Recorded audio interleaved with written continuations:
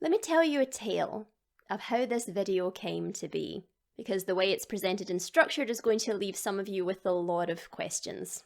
I am planning to make some videos regarding the themes present in The Mandalorian in the run-up to its 3rd season release, and my process for making videos like this is to just go on YouTube and seek out the opposing opinion, because it gets the argumentative juices flowing, and also people may have noticed things that I haven't noticed before, so I cover all bases and potentially even change my opinion. So I just watch it, record myself talking on my phone, and I also like to have someone there with me so I'm not just talking to myself. So me and my friend watched this particular video and she said, you should post this. And I was like, I don't know. You guys will know I don't really like reacting to other YouTubers all that much. I feel like it isn't all that conducive to a good discourse. But since making my Thor Love and Thunder video where I basically just said, yeah, Thor Love and Thunder is really, really bad. But everything you're complaining about is present in Ragnarok. So why is it a problem now? And also, I told you so.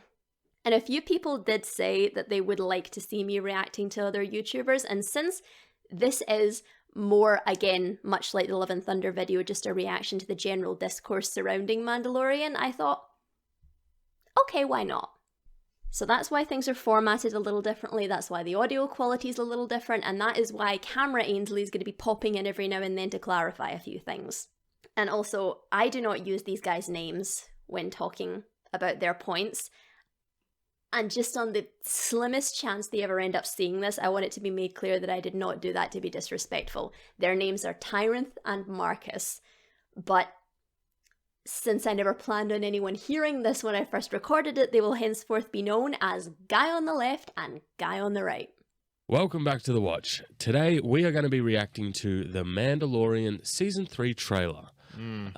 I'm excited about this. I am not. He's really. not. I have the unpopular take. I know that regarding Mandalorian. It's not the normal take. I don't find it that compelling. I'm not a fan of the story because I just feel like it's a bunch of conveniences and contrivances leading us all over the galaxy into characters that I don't know how they are in the perfect places to meet Mando at those times. Those are my flaws that I have with that show. I did cover this in my original recording, but I wanted to go over it properly here because, yeah, The Mandalorian does have a lot of plot contrivances, chief among them, and it can be quite messy sometimes, so I really do not only agree, but if that messy writing ruined the show for you, yeah, totally understand. There is the elephant in the room to discuss that at the end of Season 2, you get the build-up of Grogu being taken by Luke Skywalker. And this is awesome. And a payoff that people really like, yeah. And then in the Book of Boba, it's retconned in a way that people don't really like, myself included. And they turn Luke into a baby abuser. What? Think about it. He's forcing a baby to dodge like blaster bolts. Don't you blame Luke? Don't you blame Luke? He's doing exactly what the Jedi do. I mean, the Jedi are I mean, fair enough. If you can blame Luke, you can blame Luke for like carrying on their shitty ideas, but you can't blame just say, oh, they turned Luke into a baby abuser. So well, take a look. Take a look at the Jedi. You're still fans of them. I mean, they did a hell of a lot worse than just a little bit of rough training. Hell of a lot worse. So yeah, you can blame Luke for, like, carrying on these traditions when having been raised in a loving household and using his own love and his father's love for him to redeem said father and help save the galaxy as a result, he definitely should know better. So yeah, maybe you can blame Luke. He's doing some very stupid things here, but the Jedi started it. I know this is a touch of whataboutism, and I did debate taking it out, but I thought it would be funny for you to see how shrill I am, unfiltered. And also, I just wanted to have another dig about how I think a lot of the Jedi's ideology and methods are utter bullshit. But, I ultimately did come to the conclusion that he is in fact right. I did think Luke was a bit of a crappy teacher in this episode too. He also ate a poor alien's eggs that were her children. I think that those eggs, the way like it works, I think with eggs like that is they have to be fertilized outside of the womb. Like, this is not a mammal. Mammals, the eggs are fertilized inside the female's body, and the fertilized egg makes its way into the womb. I didn't take intermediate biology. I don't know, but I'm pretty sure those type of eggs are fertilized outside of the female. I don't know why I'm talking about this. Why the hell am I talking about this? Nevertheless, they're not sentient creatures. They are unfertilized eggs, like the way we eat chicken eggs. Okay, they haven't been fertilized yet, so they don't even remotely count as sentient. Still pretty fucked up because this is her last chance to have children, and Grogu kind of fucking it up for her. Yeah, so it is kind of messed up. But no, you're making it sound a lot worse than it actually is. Still messed up though. Well, you're vegan, bro. Yes, thank you. Thank you. I could have totally avoided all of that uncomfortable frog spawn talk if I had just said, you a vegan, bro. Anyway, there's the problem of it being retcon. Grogu's back, pretty much. It's just he's back because we needed him to come back. Exactly, in Book of Boba. And it basically... and it's a show that is not as popular as Mando. So a lot of people aren't going to know about this. And when he shows up in Season 3... it's going to be, how are they going to explain it? That is a fair thing. Book of Boba Fett was Well, that's a conversation to have. Yeah, Grogu coming back. Yeah, this is a point that I really, really do genuinely agree. I think most people agree with it, that it was a terrible, terrible idea to bring Grogu back, at least so soon. Some people think that should have been the end of Mando and Grogu. I don't believe that, but I do definitely agree that there should have been, at the very least, at least half a season of The Mandalorian where they were apart. Therefore, it would have actually meant something, rather than the next time we see both these characters, they're reunited. So that is something I do genuinely agree with. I don't really think anybody's arguing that that was a good idea. So, yep, no problem so far, except a little bit of biology mix-up, but yeah, no problem so far. I'm happy to see more Mandos, man. Yeah, but the thing is, it kind of breaks law, because wasn't there a Mandalorian genocide? Yeah, but there's still a bunch left. I have to see the context for it, but... haven't you seen Rebels? Huh? Haven't you seen Rebels? I mean, I don't like Rebels, to be clear. No, I thought they were wiped out. There's still like a fair bunch left. Like, not an entire planet's worth, but there's still a lot. Yeah, there's still a lot of clans left. And in terms of the Mandalorian genocide, I don't think you even really need to see Rebels to understand. I mean, yes, Mandalore was nuked, but if you've seen Clone Wars, then you should pretty much understand, because the pacifist regime took over Mandalore, so anybody that didn't want to give up their Beskar or their warrior way of life, they would have either joined Death Watch or just gone to live the nomadic life of a bounty hunter, or gone somewhere else. I don't think you even really need to see any other Star Wars content to understand that there may be some disparate Mandalorians out there, despite the fact that the planet was annihilated. So what I'm getting is that Mando has left the cult creed. Oh, you mean that weird cult that forced you to just wear your helmet all the time, even though you need to eat and shave and do all of those things? You know, that sort of thing? That was a big curveball. I remember when it first came. I'm like, did I miss some lore here? Did I miss something? No, it's the stuff they made up. Yeah, that's not how Mandos work. That's why I was like, no, Mandalorians are just really cool warriors that are almost akin to Spartans. I never noticed this when I first watched the video, but that is just something they made up. I know. There are things added to the lore that are good and things added to lore that are bad, and we can all have a debate about which one's which, but they just made that up. I feel like I'm ruining Santa by saying this, but everything about the Mandalorians is made up. The Darksaber, made up. The pacifist Mandalorians, made up. The Death Watch, made the fuck up. That's kind of what you do when you're building mythologies. You make them the fuck up. And again, yeah, we can all have debates about what lore added is good and what lore added is bad and everything, but yeah, it's all made up. You know that sword that kind of looks like a black hole? That's totally fine. But this new lore about a religious garment you can't remove, well, that's just made up. And the whole comment about they need to shave and they need to eat and everything like that, you do know they can take them off, right? How long has it been since you've taken that off? Yesterday. They just can't take them off in the presence of others. And I'll get into what that is actually an expression of and its implications later on, but yeah, I missed this when I first watched the video. It's pretty funny. But this is what I actually said upon first hearing it. I don't think Mando has left the Children of the Watch. He's been kicked out of his tribe because he broke their tenets. When he is asked about it in the Book of Boba Fett, said, have you ever removed your helmet? And he admits to it.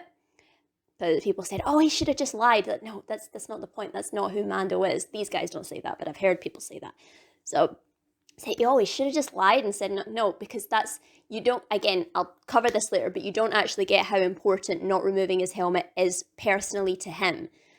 But he was kicked out, and it's explained that the only way to redeem oneself spiritually is to bathe, I think, in the living waters beneath the mines of Mandalore. Like, that's what they believe.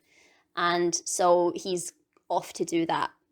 And the Mandalorians are just cool warriors, like akin to the Spartans. And like, yeah, that is an apt way to describe them, but the Spartans are more than just cool warriors as well, as are the Mandos. They have an entire culture that is more than just being a badass. Their culture, their connection to their Beskar, their ideas about family, community, the law, everything. It's I mean, a lot of this is in Legends, so we'll be referring to Legends quite a bit, because what is and is not canon is both confusing, and I don't really care. I don't care about canon. And on to people's dismissiveness regarding the helmet. And I first want to touch upon how this really opens up a lot of avenues for some very creative filmmaking, because we as humans connect to faces. We read faces. There's so much information you can get from just watching a person's face, and filmmakers make use of that. So it's a pretty ballsy move to completely remove that from your main character. So again, that opens up a lot of really creative angles for camera work and editing and acting and voice acting.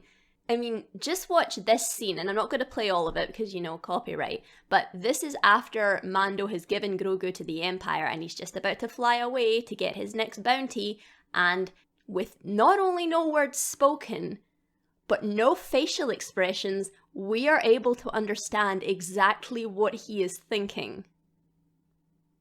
That's some good stuff right there. And I did notice that it was more classic Star Wars fanboys that didn't really connect to this the same way a lot of other people did. And I don't say that in any derogatory sense whatsoever. People like what they like. But if you think about how many people, how many disparate groups of people did genuinely connect to both these characters and their relationship, think about that. Think about how popular The Mandalorian is, how many people connect to it, and then consider the fact that this is all coming from a show starring a puppet and a man whose face we never see. That's some good stuff. And onto the main issue I have with people's dismissiveness regarding this. When people criticize this and say it's stupid and kind of question why it's even there, they're kind of forgetting that this is a religion. And even if they know that it is a religion, theoretically, they don't really critique the character within that context. And also, even if they do believe it's stupid, they act as if the show doesn't offer any legitimate criticism towards these actions either, which it does. I don't know, seems to me like your rules start to change when you get desperate. You said you couldn't take your helmet off, and now you got a stormtrooper one on, so what's the rule? Is it that you can't take off your Mando helmet, or you can't show your face? Because there is a difference. Everybody's got their lines they don't cross until things get messy. And even though I'm not religious, I am fascinated by religious characters, and I'm really not spoiled for choice when it comes to them because they're either portrayed as nut jobs or saints. There isn't much in between except for, say, Daredevil, which had a really great portrayal of a religious character and criticized a lot of the religion in good faith, but also showed the benefits of having faith because it made Matt Murdock who he was. And I see the same thing in The Mandalorian. And it gives you the Armorer's side, it gives you Mando's side, and it gives you the point of view of an outsider and lets you come to your own conclusions about what is and is not right, which is what you're supposed to do when portraying any kind of belief set. In all honesty, I love this show, and like I said, people do, when critiquing it, tend to forget that this is a religious character. And I'm not defending any of these actions in a moral sense, I'm defending it in a story sense, in a character sense, in a societal sense. It's true to life. I am not a practicing Catholic, but I would say that I'm more culturally Catholic, and that's a whole thing about Scotland and Ireland we do not need to get into right now. I wouldn't be a very spiritual man, right? I don't believe in God, right? Still Catholic. Even not believing in God isn't regarded as sufficient reason to get out of the Catholic Church. Catholicism, the stickiest, most adhesive religion in the world. You could join the Taliban. You'd merely be regarded as a bad Catholic. But I went to a Catholic school, I was baptized, I had my first communion, I said the prayers, I can recite them verbatim even today. And if you don't know, at Mass, we have the communion wafer and the wine, which is the body and blood of Christ. And during Lent, we get ashes on our forehead for Ash Wednesday. Now just imagine someone came up and said, oh, you eat his body, you drink his blood, and you have his ashes on your forehead. That's stupid. And I suppose if you're going to remove the religious context for why these rituals are being performed, it does sound pretty stupid, doesn't it? But why would you remove the context? And even something as simple as just say you go and visit a Christian person's house and they have a crucifix on the wall. You'd think, no, nothing amiss here, it's a perfectly normal thing to have. But then pretend for a second that Christianity doesn't exist. You walk into someone's house and you see the effigy of a suffering, dying, tortured man nailed to the wall. You'd probably end up thinking, oh good grief, look at the time! See how silly it is to remove the religious context from the actions of a religious character. And this context turns the helmet into a religious garment. And this was particularly interesting to me because my best friend wears a religious garment, and I know exactly how devastated she would be if she were forced to remove it in inappropriate circumstances. But just say for any reason I was wearing the same garment and I was forced to remove it, it would be nothing to me. So think about that. The same action is being performed on two women, but it's damaging to one but not damaging to the other because there's context involved there. But of course, my friend would never be put in the position where she was ostracized from her family and community if that ever happened to her, but that does happen. And when it happened to Din in Book of Boba Fett, I was like, that is so freaking real. That hit me.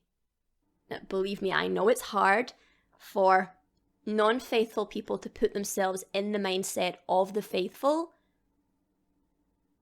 Then at least try. And for people who might say, oh, I don't think the religious context is that important, it's not that prominent, or even, I missed the religious context. They literally named their main character religion. They're not exactly being subtle here. Din Djarin. Leave, apostate. I'm a Mandalorian. Weapons are part of my religion. How can I atone? This is the way. And again, not these guys, but I did hear a lot of people express their disappointment with those 2 episodes of the Book of Boba Fett because they were like, well, this is just bad characterization because, well, Mando took his helmet off in season 2, so he's learned his lesson. He's learned that his religion is stupid. 1, no. And 2, he has basically just lost his child. He's grieving right now. He has absolutely nothing but the armor on his back. Of course he is going to retreat back into the only thing he knows. Of course he is going to go back to the only thing that made him feel safe back when he was a child, the last time he lost everything. So I hope these are not those cult Mandalorians. No, these aren't. These aren't. I don't think they are. These are proper Mandos. That's why I'm pumped to see him with them. Proper Mandos? What the hell is a proper Mando? Like, just because these are religious extremists, it means that automatically disqualifies them as being Mando? What do you mean proper Mandos?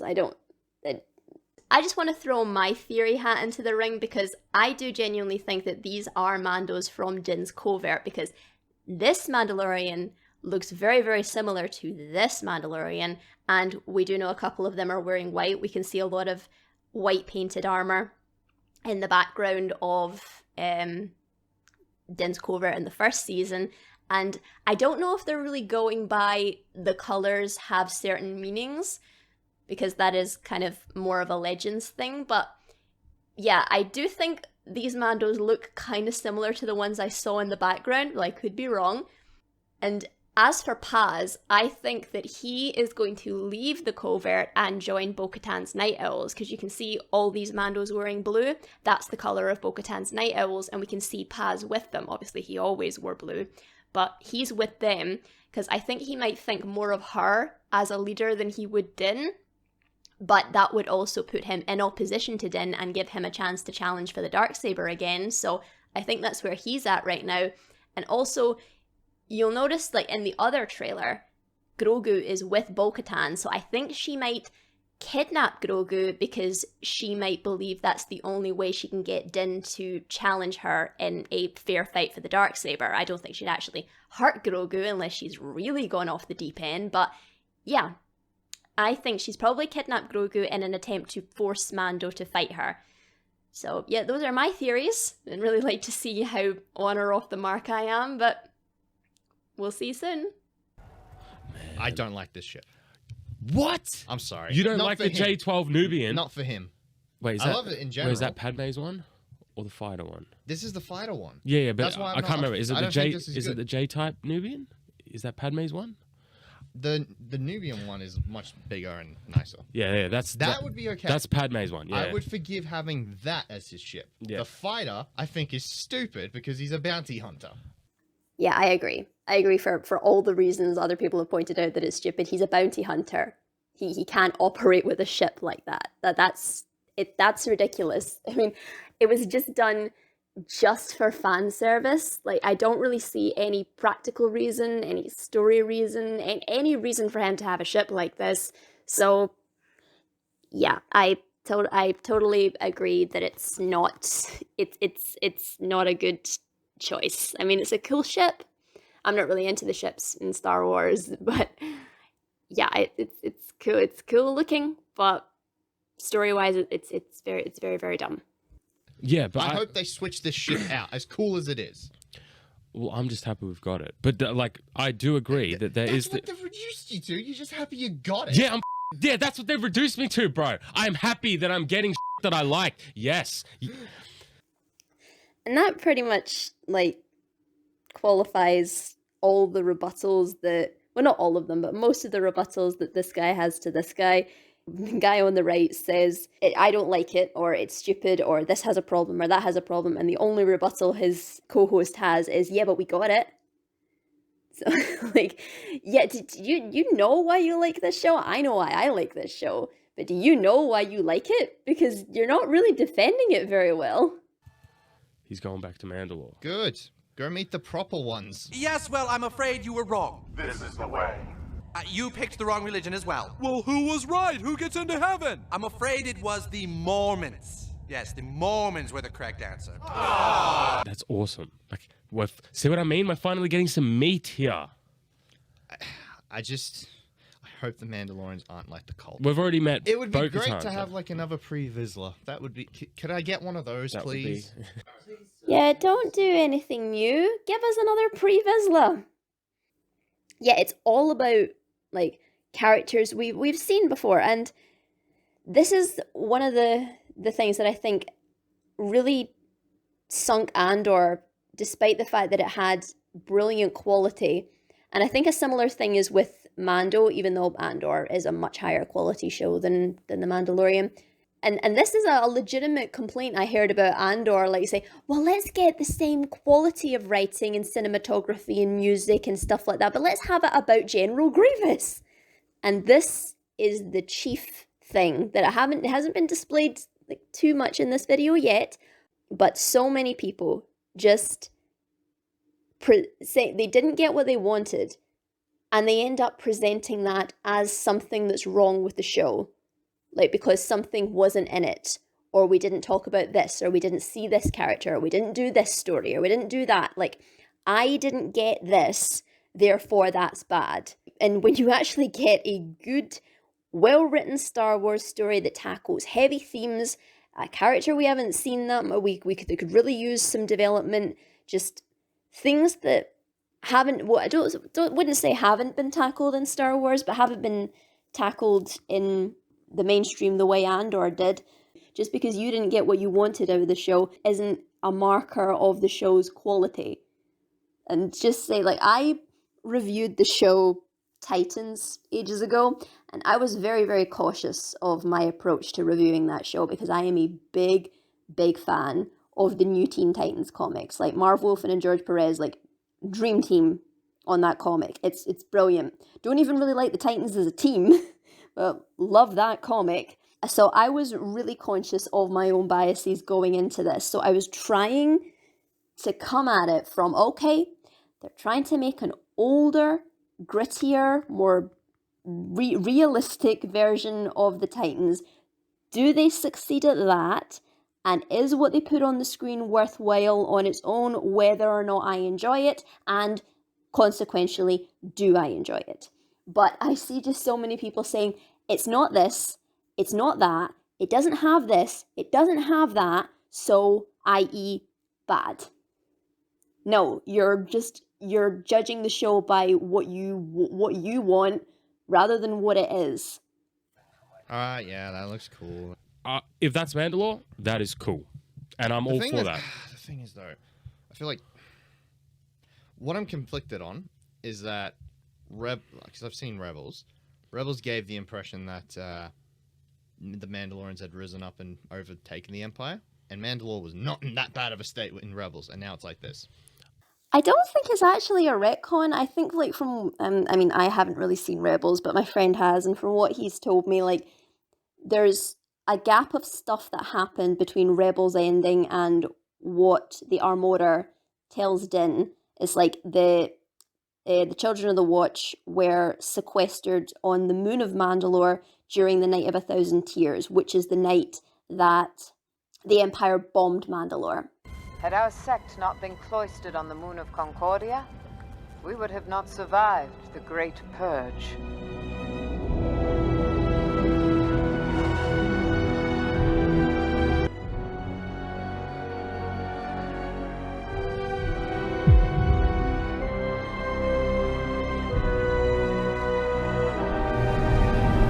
Yeah, the Empire knows that the Mandalorians pose a significant threat. Now, I don't really believe that the Mandalorians could, at least in the state that they were in Rebels, could have actually successfully defeated the Empire. But when you're, like, running an empire or something like that, it's not a case of whether or not you can defeat your enemy. It's how much is it going to cost you to defeat this enemy, because having a dictatorship, it's like it's like a Jenga tower. Like, if you take one out and then take another and take another, the easier it will be to knock over. So it's not about whether the Mandalorians could actually defeat the Empire, but how much would it cost the Empire to defeat the Mandalorians, and how vulnerable would that leave them to a rebellion per se. So So yeah, I think like from the context we have, again, I think a more casual fan would probably would not know this, but then again, I don't think a more casual fan would necessarily care. But anyway, I think for like a Star Wars fan, this is all there. And this isn't Legends, this is canon. This is all canon stuff. And you don't need to have seen Rebels, because the Armorer tells you. Yeah, she says that. It's not a contradiction of Rebels, it's just like a carrying on, like what happened after Mandalore decided to rise up. The Empire decided to put them down, because they're not going to put stormtroopers up against Mandalorians. And I know there's the joke, stormtroopers can't hit the broadside of a Death Star, but even you get you get Andor level Imperial soldiers and stormtroopers, if you get ones that are actually a threat, even so, it would still be a very risky thing to put them down in a head-to-head battle. This is a culture that has thousands upon thousands of years of warfare behind it. So yeah, it makes total sense in a cost-saving measure to nuke the planet out of existence. I mean, if you can't control the planet and it causes a threat to you, just get rid of it. So again, I don't really know what the problem is here. That's all you need to know. The Empire bombed us. And if you know anything about Rebels, then you can just say the Empire probably bombed them because they decided to fight them. Okay, this character, maybe they'll actually do something with him for once. Yeah, not this guy, the cloning guy who tried. Yeah, the doctor. That'd be neat, because that's the thing. All right, so one of the reasons I find Mandalorian frustrating is because I thought we were going to get some really good Remnant Empire stuff. Well, that's what I was about to say. Insight into them, because they're on Coruscant, and this is after the fall of the Empire. So it would be nice to get some actual world building. Yes. on the Empire remnants. So I'm interested. I want to know. I'm interested, but the problem is I know they're not going to do anything with it. And here we go. This is the reason I find Mandalorian frustrating, because I thought we were going to get the blah blah blah blah. I think Mandalorian is frustrating because I thought we were going to get such... That's not the show's problem. It's because I thought we were going to get some really good Remnant Empire stuff. Moff Gideon was there, but... So... Maybe you can say that you were misled or something, but that doesn't affect the quality of the show, because you didn't get what you wanted. You didn't get what you wanted to see from Star Wars. This doesn't make Mandalorian bad. And this is another thing. Like, when people complained, particularly about Season 1, a little bit about Season 2, was just the more episodic nature of The Mandalorian. And I think a lot of people in the millennial generation and the generation below pretty much forget that that's what TV used to be like. That's how, I mean, episodic TV is a legitimate form of television. It's not, we are so used to the binge watching culture right now, and we're so used to TV shows being like 6 to 24-hour long movies, and just the serialized storytelling to the max. Not even serialized, because it's not a serial. It's not even a serial. It's just one thing. That's the way television is. It's one thing broken up into a couple of other things. Whereas television, before streaming culture took hold, used to be very different. And Jon Favreau does say this. Okay. I swear, Jon Favreau did say, I don't want to be inspired by Star Wars. I want to be inspired by the things that inspired George. I looked for that clip and I can't find it. I searched high and low and I just can't find it. But I swear on my brother's life it exists. But just so you know, I'm not bullshitting you, I did manage to find this. Senator Jon Favreau likes to say that Mandalorian is inspired by some of the same things that inspired George Lucas when he created Star Wars. Those westerns with Clint Eastwood on horseback, and those old Saturday matinee serials that always ended in a cliffhanger. So yeah, and George was inspired by the old Saturday matinees, old sci-fi, old adventure, samurai stuff, Japanese cinema, and everything. Lone Wolf and Cub. This is basically Lone Wolf and Cub in space. So yeah, this is a criticism that I do. I kind of understand people are so used to the whole long story broken up into parts kind of television, but that's not what all television is. Sometimes you can just have a more episodic format, and a lot of people do like that because they find it a lot more relaxing to watch. And that's one of the reasons that I actually love season 1. It gave you a little bit of time to breathe. You got these little mini stories. I mean, you've had Grogu and Mando running from the Empire, and there was a through line throughout it, but the through line was less important than the episodic stories. And some people don't like that form of television. I do understand if it's not for you, but doesn't mean it's bad. The show gave us little stories with every episode, and you can critique those stories. I mean, some of them were good, some of them were bad, but again, you can't say that that format of television is a bad way to do television. There's nothing wrong with the Mandalorian's format in that sense. But again, because people complain, I don't know if it was because people complained or they did have a general, more serialized vision for it going forward.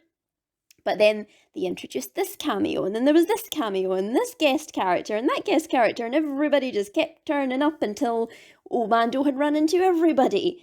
So, and then this does look like it is like a fully like one story. Like I do think this season of The Mandalorian will be one complete story, and I don't have a problem with that. I like shows that are one complete story. I also like shows that have a more episodic format. One is not superior to the other, and just because you prefer one and a TV show is the other format, yes, you prefer it, so it's really not for you, but that doesn't make the fact that this show was in this format bad. Again, it's just... It's not actually a proper criticism of the show. It's just not what you wanted.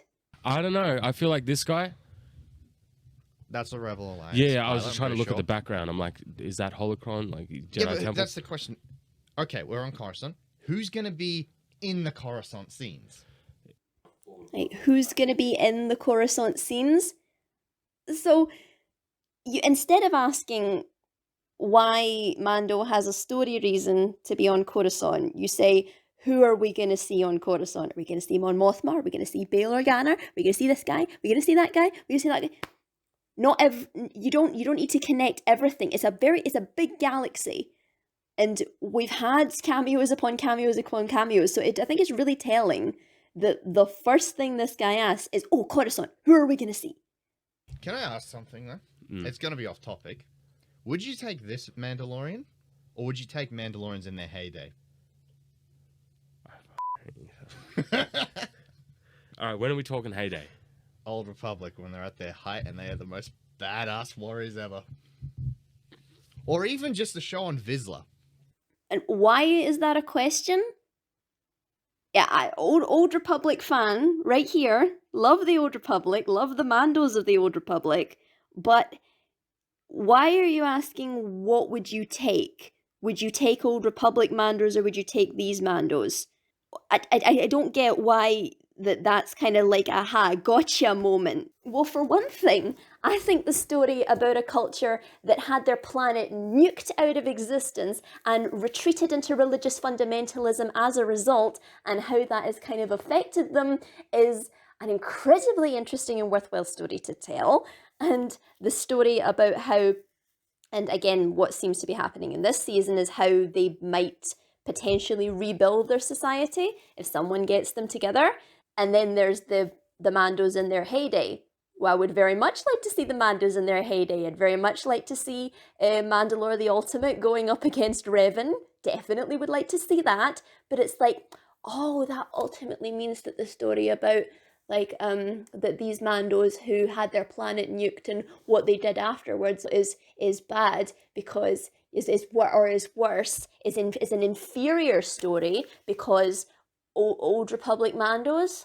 That's what I wanted from this show, and they haven't given it to me. I wanna! What? Again, I'm not really sure if I'm being unfair because I don't really know what he means by this question other than to say, "I gotcha, these Mandos are actually kind of shit because the Old Republic," well, one does not negate the other, and two, as I've already explained, I think these Mandos are very interesting, and we don't need everyone to be a thriving warrior culture. We can see what happens to them in their most vulnerable moments. I don't get why this is bad to you. I don't understand. So Tyrant does say later in their video that this is the wrong era for the Old Republic style Mandos, but I just wanted to expand a little bit upon that point here. For a story about a Mandalorian in this era, this is the state the Mandalorians as a civilization have to be in right now for their mere existence in the era of the original trilogy and the intervening years between that and the prequel era to make any sense at all. And I want to talk a little bit about Legends for a second because, well, one, Legends is awesome, and Jango Fett Open Seasons, that's my recommendation for this video. But what you really need to know is, think of the Death Watch and the Pacifist Mandalorians and their ideological conflict.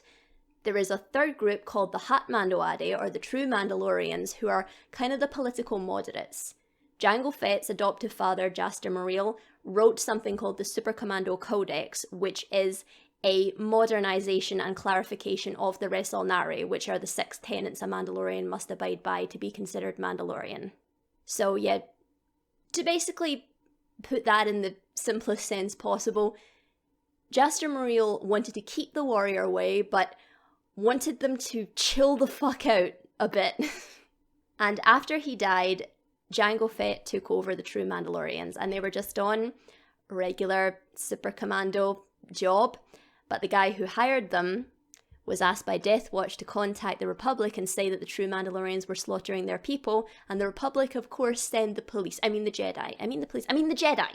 And of course the Jedi are unbiased, diplomatic peacekeepers, and they come in and they solve it in a wise and diplomatic way by slaughtering the True Mandalorians. And this is brilliant for 3 reasons.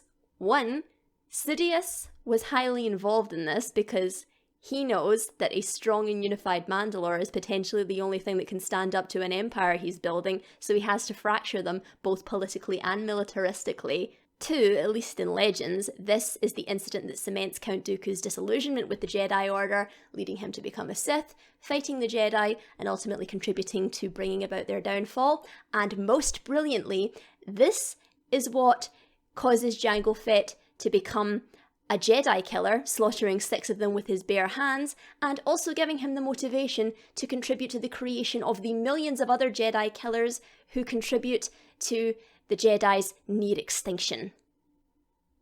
Yeah, it's like poetry, so if they rhyme. Another reason why removing Jango Fett's Mandalorian heritage is a creatively indefensible decision. And I don't mean that in any moral sense of the word, like, how could you do this to my favourite? But no, I literally cannot think of a creative reason to defend this decision. But anyway, I hear, again, not these guys, but I have heard people who are a lot less charitable say, oh, you don't know how much this show cucked the Mandalorians. Fuck you. So yeah, they can't evolve, they can't adapt, we can't see a realistic depiction of how their society would cope with these horrendous circumstances. And as I've said, within the timeline of Star Wars, it is narratively necessary for them to be completely decimated and scattered to the winds, otherwise their existence in these eras makes no fucking sense, because if you know the Mandalorians, and Sidious knows the Mandalorians, if they had any level of strength at all while Sidious was building a galactic superpower, he knows that it would have been like waving a flag and saying, hey guys, wanna play? But no, they have to be the most badass warriors ever. All the time, all the freaking time. The story about how different Mandalorian factions coped with this, for better or worse, and in Season 3 how they potentially rebuild from that, and the story of a Mandalorian who was raised in that environment coming to terms with his own cultural and religious identity. Yeah, screw that, humanity. The Mandalorians are just people who fight stuff real good. Well, They gave me a weird cult. but it's in the wrong period, so like you can't even really do the same sort Then of whose fault is that? It's their fault. thing. Okay. But I am happy that we're getting at least this. Again, you're at a table. A giant feast has happened that Disney's had, and you're just like, oh, scraps. No, well, okay. This trailer makes me feel like all the other seasons had a lot of Mando stuff and then like little tiny elements of stuff that I've been dying to see. Yes, that I've been wanting. Yeah. This one feels like... That's what I felt like. That's why I don't like Mando Season 1 and 2. But with this trailer, it feels like there's too much here that they can't just like have little snippets of. It has to be woven into the story. There's things like Coruscant. There's things like the actual Mandalorian, like not the cult ones, the actual Mandalorians. Once again, you're saying actual Mandalorian. Why the hell are these guys not actual Mandalorians? When, as far as I can see, again, religious extremists or not, they seem to abide by a lot of the Mandalorian tenets, like the raison d'être, for example. For those of you who don't know, the raison d'être is a code of a 6-point code of behavior that necessitates being Mandalorian. I would say the raison d'être is more cultural than religious, but yeah, it's basically you must wear your armor, and so obviously the Children of the Watch take that to the extreme. You must wear your armor, you must speak the language. This is one thing that really, really frustrates me about the show, is that the Mandos don't speak the language. The first time we actually see them speak the language is in Book of Boba Fett, when the Armorer is training Din with the Darksaber.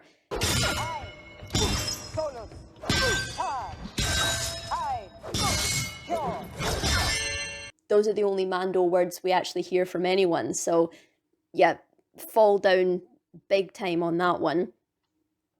What's the other ones? You must raise your children to be warriors. You must raise your children in the Mandalorian way. Self-defense. You must defend the tribe. Defend the tribe. Heed the Mandalore's call. So heed the call of your leader. That's number 6. I can't remember what the other one was. So education, armor, self-defense, language, leader. Oh god, I can't remember. Anyway, there's 6 tenets of the raison d'être, basically. The raison d'être. Anyway, it's something like that. Anyway, but yeah. So as far as I can see, like, they are abiding by what it means to be Mandalorian. They are wearing their armor. They're defending their tribe. They're raising their children as Mandalorians. Reserve some for the foundlings. As it should always be. The foundlings are the future. They're doing it in a very extreme and unhealthy way that definitely qualifies them for cultish standards. But how does that not make them Mandalorian? You can say there's the Christians and then there's the cultish Christians. You say, oh, they're not Christians. That doesn't make sense. They're not mutually exclusive here. They can be cultish, but they're still Mandos. They're a cult of Mandos. The actual Mandalorian, like not the cult ones, the actual Mandalorians. There you go, God. We're the real ones. Aren't we the real ones? Yeah. Who's the daddy? You're the daddy. The thing is, all right, people would be like, oh, but you got Dave Filoni. You like Tales of the Jedi? Yes, I did. Problem is, Favreau's there as well. And Favreau, I feel like, is the more weaker part of that duo. Careful now. He did Iron Man 1, and that's one of my favorite films. He also did Lion King remake. I didn't watch that, so I don't care. I don't care. He also did Jungle Book remake. And I really want to launch a defense of Jon Favreau here, because he is one of the very few prominent filmmakers right now, especially in pre-existing fandoms, actually trying to innovate. And that can be pretty hard once companies like, say Disney, for example, have a hold of IPs that are basically money printing machines. Although, whether or not Disney can get that machine to work is another issue. But yeah, if they get a hold of something so lucrative as this, people do want to keep a tight hold on creative control. But Favreau is an innovator, and I want to touch on George Lucas for a second because he got dunked on so much for the prequel films, and happily that doesn't happen nearly as much anymore, but it was so bad. I wasn't a Star Wars fan until fairly recently, but just going back through all the noise that was happening in the release of the prequels and subsequently afterwards, were mostly, again, and this is where you guys, classic fanboys, do fall down, was basically, it was bad. It was very, very bad. But George, again, is an innovator. He has his issues as a filmmaker, but people today just don't understand how much we take for granted in filmmaking today that is directly owed to George Lucas and his ideas. And you've still got arseholes who don't have as much talent in their entire bodies as he has in his pinky finger, calling him a fucking fraud. Fuck them. And I think George's biggest problem as a filmmaker is I think he gets stuck too far up his own stories sometimes, because I used to be, oh no, you gotta do it for the fans, you gotta please the fans, you gotta just, but no, I have completely flip-flopped on that. I think that the best stories generally come about from people who simply want to tell them. Not that you should ignore your fans, that can sometimes cause a lot of problems, and that's why I think Dave Filoni is a real asset, which I'll get onto in a minute. But yeah, I do think that George could maybe stand to be a little bit more concerned with what fans think. Not that I don't think he's unconcerned, but maybe just a little bit more in the other direction. But no, I think he's really got his head screwed on. And Favreau is the same kind of beast. And I would like to take The Lion King as an example because this was the worst film to do it in, but I don't watch the Disney live action remakes. The last one I watched was Maleficent because they are the most blatant cash grab with no creative integrity behind the studio. Even if actors, writers, directors try, it's not going to happen. You can't bottle magic like that.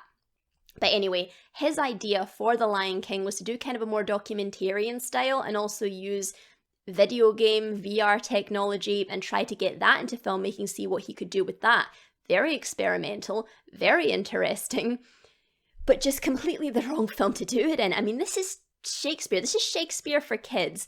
Think of all the emotion you need on a face. Long live the king. And you can't get that with hyper-realism. You just can't. So again, really interesting. Great ideas. Wrong movie. So I think it is pretty unfair to just say, I don't trust Favreau, he made Lion King, when, again, he is one of the biggest innovators at Lucasfilm right now. Even I'd say Disney, especially when you've got directors like Taika Waititi looking at the visual effects in his own movies going, that's shite, that's shite, that's shite. To have someone who actually gives a fuck and can put his money where his mouth is, that is very fortunate. And to have a person like that who is brave enough to experiment and take the hate as a result, truly a successor to George Lucas. And to quickly touch on Filoni, I think the reason he is an asset is because he's the fanboy's writer. And again, I don't mean that in any derogatory sense of the word. I don't think it's derogatory, but I do think some people do take it that way. And I said before that I flip-flopped on the idea of writing to please the fans because I think it actually causes more problems than it solves. But Filoni is just one of those guys who, for some reason, is just able to have his finger on the pulse of the fandom and balance that with pleasing casual audiences. Every aspect of this is important, right? The build-up of X-Wing to lightsaber color to fighting style to outside the door of the cloak to reveal builds the anticipation that says, I want this. When you want this because you're bought in as the audience, then the face and the voice are going to work better, right? And suddenly you have this fusion moment where the wish fulfillment meets the expectation of the story, what it's telling, and it's just ballistic and it all happens. But if any one of those things fails, it's going to derail the rest of it. So you've got Favreau, the innovator, and Filoni, who knows the climate of the fandom. They really do balance each other out well creatively. So that is why projects that either or one are involved in, I think are really worth checking out.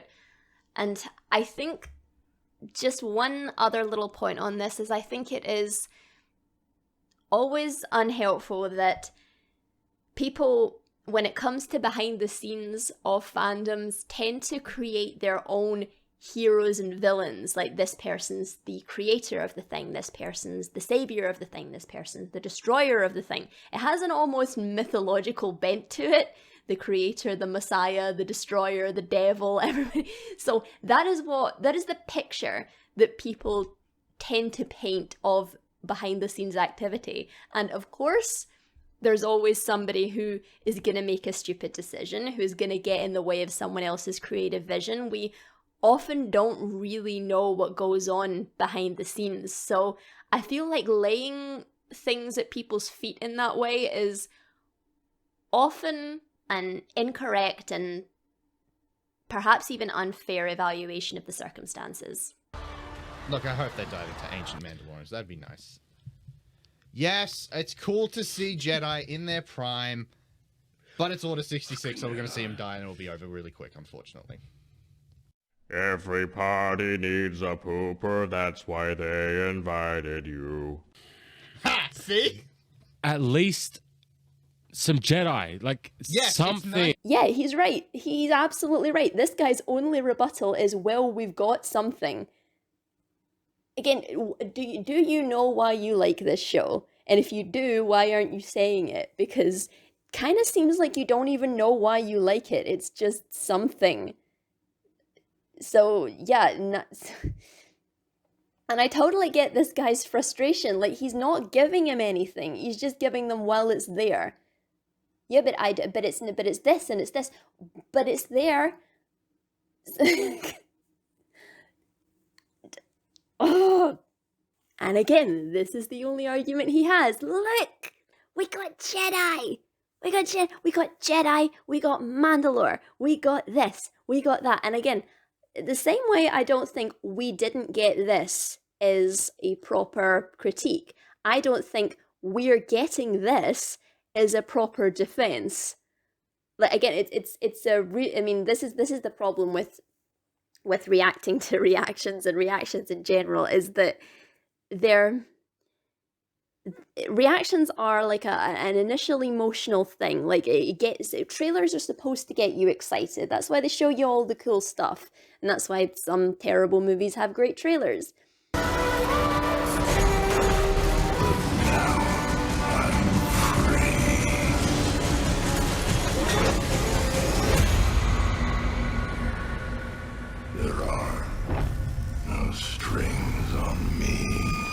But again, it's not a proper defense of the show. Say, look, we've got this. Look, we're getting that. So the show may still be awful despite the fact that we got everything we wanted. So yeah, it's not a proper defense. So you're not really selling Mandalorian very well. I would love for this guy to tell me why he likes this show, because it doesn't seem like he even knows why he does. To see them, but you know, it would be great. How about an actual Jedi and Sith show? You know, Old Republic. Yeah, how about we get an Old Republic Jedi Sith show? Yeah, that would be cool. What has that got to do with this show? Yes, obviously, I would be like, it's just like scraps. That's the way it pisses me off, because like, you're teasing me, but you're giving me nothing. But at least we're getting something. I am sick and tired of this. Like, it's good because we got Jedi. At least we got Jedi. I don't care. Please tell me why you think the show will be good, not why you think, oh, I'm getting something I want. And this is why I really, really empathize with the guy on the right, because he's saying all the things. He's not actually saying why the show is bad. He's saying why he doesn't like it. But all he's getting in return is. But at least we're getting something. So this guy is not actually addressing any of the problems that his co-host had with The Mandalorian. He's just saying, look. So he's basically agreeing that Mandalorian amounts to scraps. Yeah, again, you're defending the show pretty well. Do you know why you like it? Because It's just you're saying your co-host just reduced the Mandalorian to scraps on the Star Wars table, and your only rebuttal is yes, but I like scraps. I like the scraps. Do you think it's scraps? Because I don't. Oh yeah, like the tiniest little thing they could give us. But if it was too much, you'd I be already saying. know how this scene's gonna go. But if it was too much Jedi Sith, you'd be saying, "Oh, it's supposed to be about the Mandalorian." You're injecting too much other stuff. At this, I don't like the Mandalorian stuff anymore. I take the Jedi stuff. It's still a Mandalorian show, though. But What has that got to do with the quality of what we're getting right now? Because it doesn't. It said, "What about a Jedi and Sith show?" I would watch that, yes. But we're talking about the Mandalorian. They're not giving you nothing. They're just not giving you what you want to see. If you want a Jedi and Sith show, totally understand. I'd like that too. And I'm happy because I like the Mandalorian. I find a lot of it very compelling. Story-wise, character-wise, lore-wise, I find it very compelling. So I'm happy, not with scraps, with something that I can actually sink my teeth into. Because I can, and I have plans, I will. But yeah, I just don't get that. All they're saying is it's good because it's bad because I don't like it. It's good because I do. here's a great idea how you can have like a Mandalorian and Jedi thing, both to both worlds. Mandalorian becomes Jedi. I do not like that. No, I don't like that. Why? When he gets the Darksaber and stuff, that is like actual elements that annoy me. Mm-hmm. Well, I do not like that either, but an expansion upon that is it's almost as if Mandalorian ideology and Jedi ideology are diametrically fucking opposed. Okay. I just went on for almost 10 minutes about the Restalnari and the Jedi's even more draconian rules. Just basically trying to make the point that if you live one way of life, you are in violation of another. And by the way, the original audio recording when I first watched this video was 17 minutes. But I think I have managed to condense all of that into one nice, neat little analogy. A Mandalorian Jedi is like saying, I'm a Buddhist, but I'm also a Viking. No, you're not. You have to pick one. Because Buddhist ideology and the Viking way of life are, I say again, diametrically fucking opposed. If you live one way, you are in violation of the code of another. And I mean Viking in the old sense of the word, as in people who went Viking. Not Norseman. And I would really just love to have been a fly on the wall on the meet and greet day of that Viking longboat. Hello, my name is Ragnar. I am a Buddhist. So yeah, it's not only a stupid idea, it's impossible. Without throwing out all the lore and everything these two groups believe, it's impossible. And I did touch upon Tar Vizsla and both of those rants. They were rants. But I feel like I need to touch upon him here because you'll notice that they say he's the first Mandalorian inducted into the Jedi Order. Not the first Mandalorian Jedi, the first Mandalorian inducted into the Jedi Order. So I can totally believe that a Jedi youngling would get separated from or thrown out of the Jedi Order and be adopted as a Mandalorian. I can totally see that happening. Can even see a Mandalorian leaving the Mandalorian way of life to become a Jedi, though of course that would have to happen before the Ruusan Reformation, because the Ruusan Reformation is when they stopped taking in people of a certain age. So that's even less likely. But Tar Vizsla did exist before the Ruusan Reformation, so that is possible. But you'll notice that he left. If you're going to go and follow one way, you have to leave another. And Tar left to lead his people. You know, something that the Jedi tend to frown upon is you leading your own people. And even if you don't know anything about the Jedi, I feel like it's a pretty obvious statement to make to say that you cannot be king of the space Vikings and the guardians of peace and justice in the old republic at the same time. And I liken the Mandalorian Jedi idea to Mando's new ship, because the idea of a Mandalorian Jedi looks pretty cool. From a character standpoint, from a lore standpoint, it's very, very, very, very dumb. Not only dumb, it is impossible and lore-breaking into the bargain. But yeah, I want to see more battle droids. I want them to actually have something important and meaningful to do that could do a lot of interesting stuff. But again, it's in Mandalorian. Please prove me wrong. I want this to be good. It's just, I'm so bitter towards this franchise. Again, you haven't actually explained why it's not good. You've just explained why you don't like it. And most of it has been, it's not been this, it's not been that, it's not had this, it's not had that. Well, the most legitimate complaints have been like how a lot of things, the plot contrivances didn't make sense, which again, I reiterate, if that ruined the show for you, totally 100% understand. Believe me, I do. And then Mando's ship.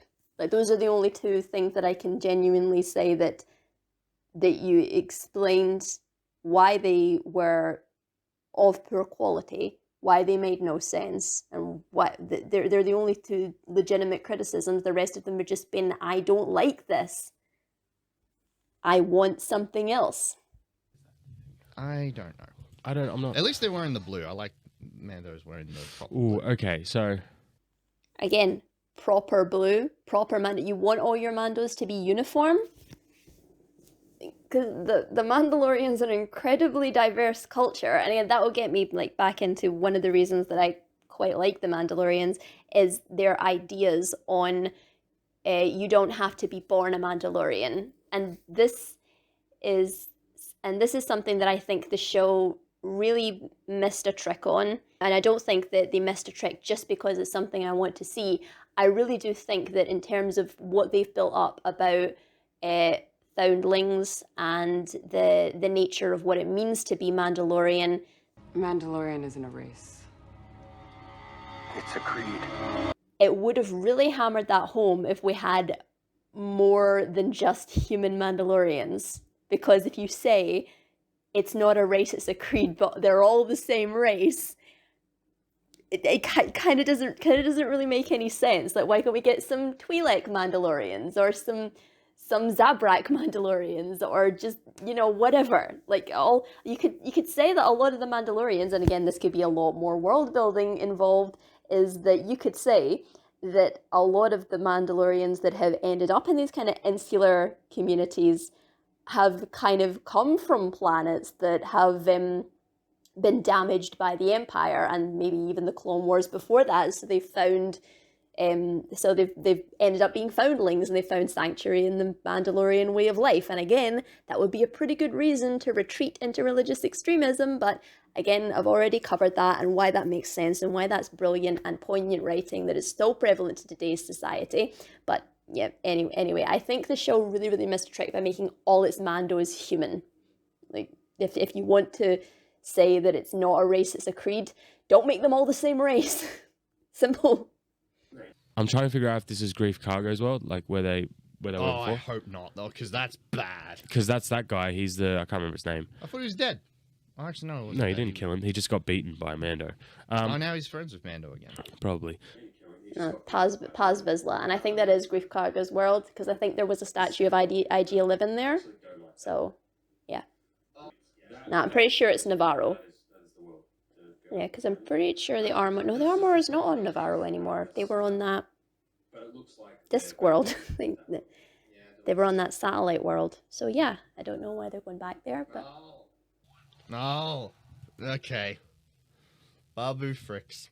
I'm fine with it, man. I want more aliens in Star Wars. I'm cool with more aliens as well. It does remind me of Rise of Skywalker, though. Yes, but I'm cool with it because I like Babu Frick. I like the dumb little aliens. I like them. They're funny, and like I like them too. It's just what it reminds me of. That's all. Oh my god! Really? Really, you're complaining because the thing was in the other thing? That's your criticism? Okay, to be fair, I think he is just framing this one as that's why that I'm kind of about it. But yeah, I don't know if he's actually framing this as a proper criticism. I think he's just saying, oh God, that reminds me of the thing I'm having the flashbacks. No, but but yeah, really, that's your complaint. The thing reminds you of the other thing. I really hope that he's not saying that that's why it's bad, because that's the worst yet, if that's what he's saying. Even Twi'leks we don't see much of anymore. That is true, but they're very how should I put this? And also more Zabraks. Where the hell are they? There was this cut there, like I said, Twi'leks are, how should I put this? I feel like there was something dirty in that cut. That was a weird cut. Like, what did you say? What did you say about the Twi'leks? Come on, you can tell me. This is the way. Okay. You got a problem with that? Part of me does, but the other part of me doesn't care. Because he did get trained, admittedly, in Book of Boba Fett. That was the one thing they were able to do. Now that's another thing. One thing that the Book of Boba Fett did explain is that it wasn't just Luke's training, it's the fact that he has been trained in the Jedi Temple. I mean, he may still be a baby, but he's had 50 odd years of training.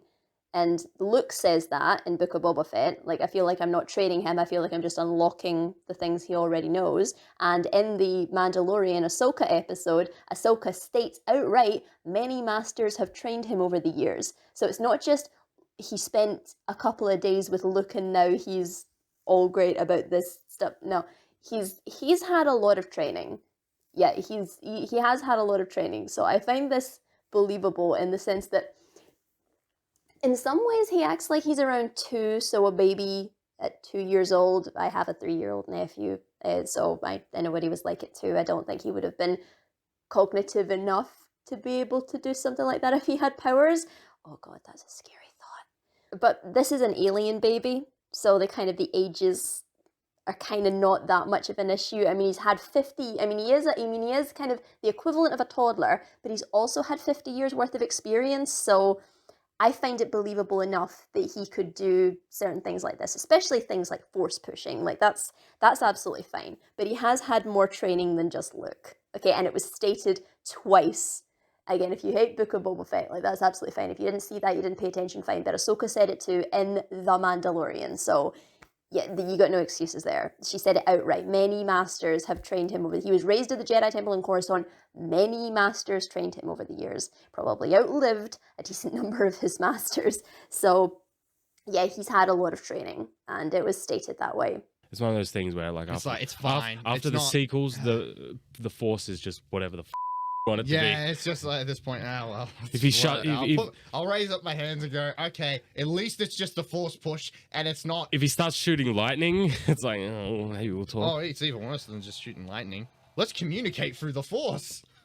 Yeah, that's another thing I agree with. I think the magic system in Star Wars is just fucked. Like, yeah, the one thing that George Lucas was kind of able to do fairly well is kind of keep it at a certain, like, level. Obviously, it was believable that the Jedi in the prequels era could do much more because they were in their heyday and they had the best training and they had they were basically trained from birth, whereas Luke, the powers that he was able to unlock and master were pretty much like he had to get them as quick as possible. So it makes sense that the Jedi in the prequel era, despite it going backwards, would be more powerful. But this isn't just Disney's fault, and I'm not a defender of Disney in any sense of the word, but they didn't start this. This started like with all the extended media and everything, with the Old Republic and all that, and all the Old Republic stuff. They've been expanding what the Force can do for years at this point.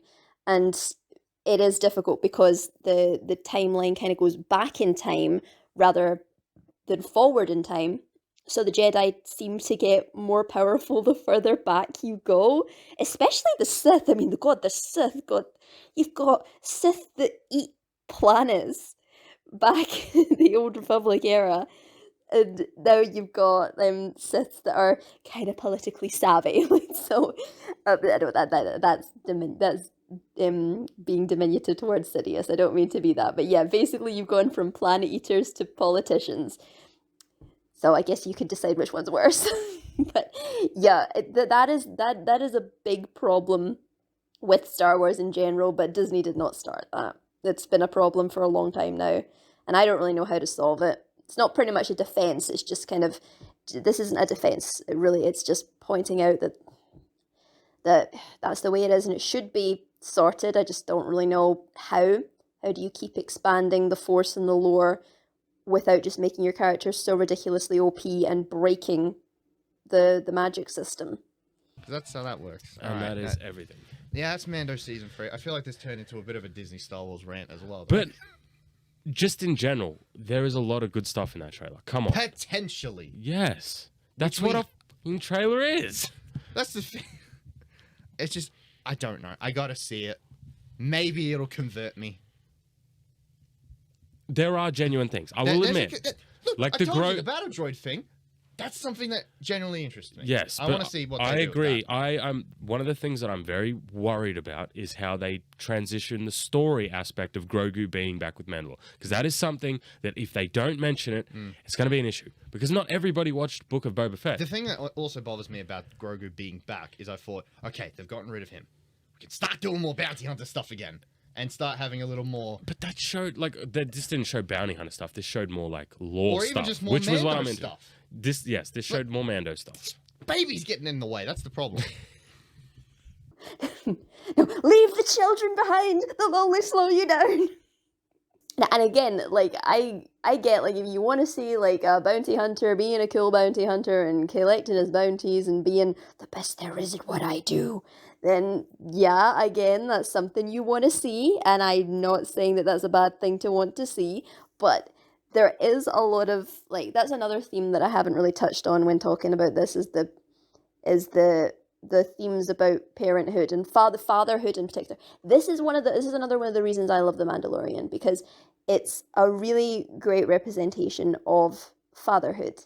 You tell this is written by people who have children, because, like, I'm not a parent, but my brother is, and I can kind of see how being a parent changed him, softened him a little bit. Like, he wasn't the least bit interested in babies like before, but then when he realized he was going to be a father, he said, you know, I never really thought about babies before, but now I see a baby and I'm like, oh. So yeah, I think it's brilliant, and I think I have seen, like, from an outsider's perspective, the progression of fatherhood, and I'm very, very close to my own dad and everything. I just think it's good. And again, it's not big and bombastic and catching the bounties and being the badass warrior of the badass people and the badass warrior culture and being so totally badass, because that's really what makes things good, is the badass bit. No, the fact that this is that it's at least started off as a quieter story about fatherhood, about protecting something small, something that needs you.